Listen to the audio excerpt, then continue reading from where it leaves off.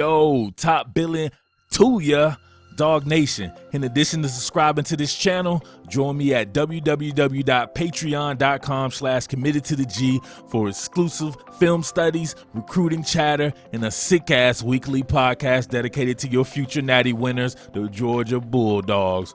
Only $5 a month lets you leave them sissies and nerds behind and join your boy on this movement. Let's go. Top Billin.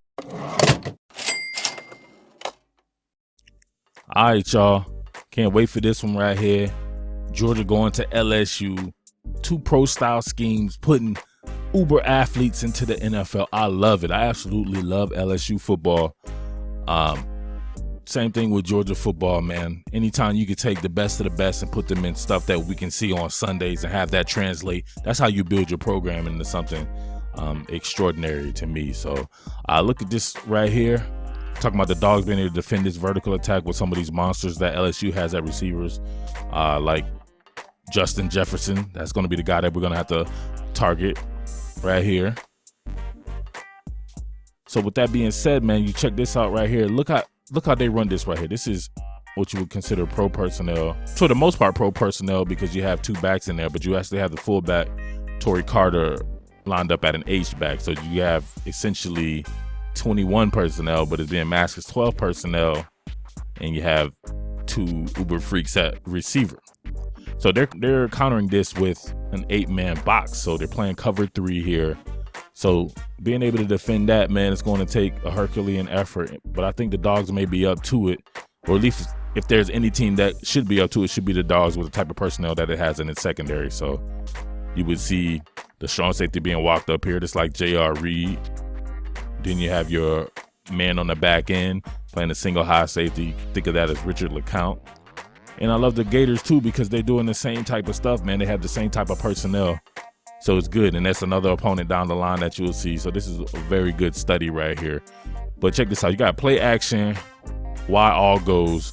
So you'll have streaks right here. Obviously in the boundary, you got C.J. Henderson's a very good cornerback, but you have DeAndre Baker there, I believe, and he'll be beating up whoever's in the boundary. But then you got over here, man, somebody trying to run with like a Justin Jefferson. Unless they having DeAndre Baker shadow him, you probably have that young boy there, Tyson Campbell. So we know that he's a tall cat, just like Justin Jefferson, same height, and he can run like Justin Jefferson. And we'll see him get it in. All right, so if we see him right here get it in, obviously it's going to look very familiar to Dog folks.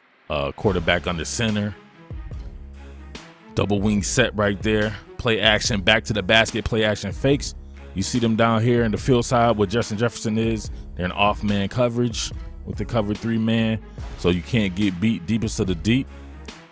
So if you're able to hold that safety like Jake Fromm is known to do, hold the safety and then shoot and fire, you can have a for sure one-on-one. And this is not even a go-get-it thing. This is just they're going to get this guy a chance to make a play on the ball. And can you jump with him? Are you fast enough to get downfield with this cat? And can you jump with him? And are you physical enough? I think Tyson Campbell is up to the task. That should be a great matchup. Great matchup, man. I cannot wait for this game. So when you think about something like that, man, that's going to have to be in the back of your mind is getting pressure. Because if there's no pressure there, you're going to leave your corners out on the island, but that's why you sign those big-time 5-star athletes like a Tyson Campbell to put them out on the islands. And if you're able to do that, you can combat the run and you can stop the vert passing game. But let's go on to something else. All right, here we see Jordan Jefferson on his normal side. He seems to always work the right side of the formation. But here he is right here running a hitch and go. So we'll see him come off the ball, fire off right here first, chop it up right here, and then he's off to the races. So we see that going against off-man coverage. And the thing about off-man coverage is you have to be able to trust yourself in a turn and flip phase to be able to run with a guy like this who's really selling that hitch part right there. Bigamy, I'm sorry, however you say his name, doesn't really trust himself right here. As we see, he's afraid to turn and locate the ball when Jefferson is turning and locating the ball. because for fear that he may get ran by. You know, Jefferson's a big, fast guy like this, but Burrow underthrows the ball on purpose, and boom, it's kind of like a back shoulder fade kind of thing. And man, he's got like 10 yards of separation. That's just too easy. You want to trust yourself if you're Tyson Campbell and you're out there on the island with this guy right here, to be able to trust your speed. You know your speed is as good as his, if not even better, and your size is like that as well. He turns and locates the ball. You want to do the look and feel approach. So right there, he's locating the ball. You want to put that right arm and just feel where he's at, be able to kind of lean into him a little bit and turn and locate the ball.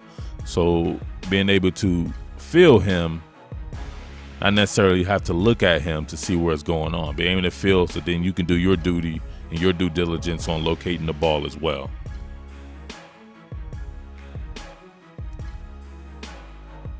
All right, y'all, I really like this particular play because it shows you the dynamism of both Georgia and LSU's offense and the similarities, because this is the same exact play that I just did. If you guys want to go and check out the video called Jake Fromm is the Bomb or something like that.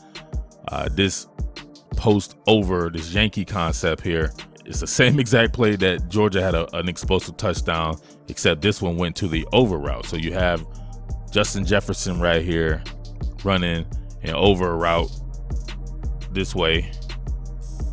You have a block and release, the second tight end in the game here, but you have a shallow crosser from your normal wide tight end here. Then you will have a post route coming this way. So same thing, play action, back to the basket, play action, fake. You can see it developing there. They both were in snug formation too. So you see the over route going right there into the void of the defense. But you also see the cornerback guarding the field receiver and him trying to peel back and get Justin Jefferson, and he just slips and falls down. Dang, big fast guy like this off to the races for a touchdown. One more time, back to the basket, play action, fake. I do some work on offensive line a little bit later in the week right here. I really love LSU's offensive line. They've had like 25 different combinations of it too, but they have a ton of talent at the offensive line spot, just like Georgia. So same thing right there. Post over, hit the over route, touchdown. These guys are extremely explosive. They take shots down the field, but it's funny. Georgia's actually the more explosive team without having to completing those many shots downfield, because it's called efficiency. And Burrow's completing about 50% of his passes, and your man Jake Fromm's completing 73% of his passes in rhythm and having guys run after the catch and stuff like that. So all you guys who want to be super explosive, there's a downside to that if you can't actually do it. But LSU is extremely explosive, and they may be able to give Georgia problems in that particular aspect. But I don't know. That will come down to this man who we're about to check out right here. All right, we see young boy Tyson Campbell going head up with Brian Edwards here on a straight vertical route, straight go here. And it's a two deep zone, but you can see the inside receiver being guarded by William Poole being ran right at one. Oh, man, I want to say if that's J.R. Reed. That may not actually be J.R. Reed. That might actually be D'Angelo Gibbs now that I look at it. And down here in the fourth quarter. But as far as Tyson Campbell goes right here, I don't get a chance to actually see what happened at the bottom of the route in the chicken fighting phase. But it looks like he may have just given him a free release instead of trying to jam him and throw off the rhythm of the route.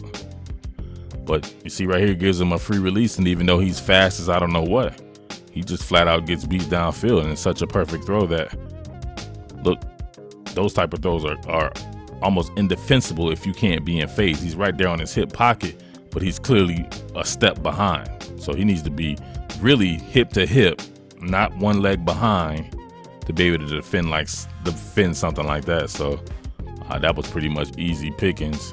And that's by a guy in Brian Edwards I don't think is in the type of athletic speed category as a Justin Jefferson. But Brian Edwards is a really good receiver. But so we'll see if Tyson Campbell is able to combat that as far as going down the field. But there are a ton of in-breaking routes that are going to be ran by LSU as well, and we'll see Tyson Campbell here on one. Actually, before we move on past that, if we see right here to our right, Tyson Campbell on the high end zone version of this. So there is no jam. I see right there, he kind of reaches his left hand route that you can see it's not very good, not very clear there. But yeah, there was no jam right there. And you can see right here, they gave him enough time, not enough pressure on Jake Bentley here. And the free safety, yep, D'Angelo Gibbs. Tough to react right there, slow to react. Perfect throw like we saw before.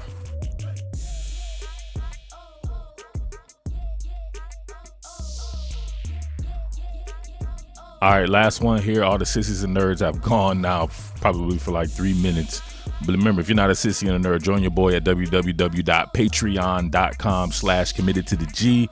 We can talk football, recruiting, everything like that, man. Give you the insights and whatnot. You get an exclusive podcast and all that too. So, all right, we see Tyson Campbell here trying to defend on an in-breaking route. You see him right here.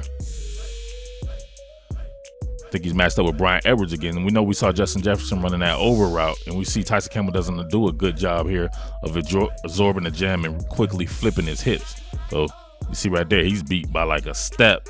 And then he has to get the boys to corral him. You just never know how coverages work, that if he's getting beat like this, depending on exactly what they're running at him, this could have been even more problematic than it was right here. So Tyson Campbell's a super intriguing prospect. I cannot wait to see him perform against LSU. And I can't wait to see the best play the best. To me, these are the two most talented teams in the SEC. And we'll see here pretty soon. But I'll have more definitely on this game throughout the week. But if you want to hear more, see more, www.patreon.com/committed to the G. $5 gets you in the door like the club, like the teen club back in the day, all right? But until then, I'm your boy Murf Baldwin. I am the Underground King, and this is Billin Sports, and I'm out. Peace. What more can I say? Top Billin.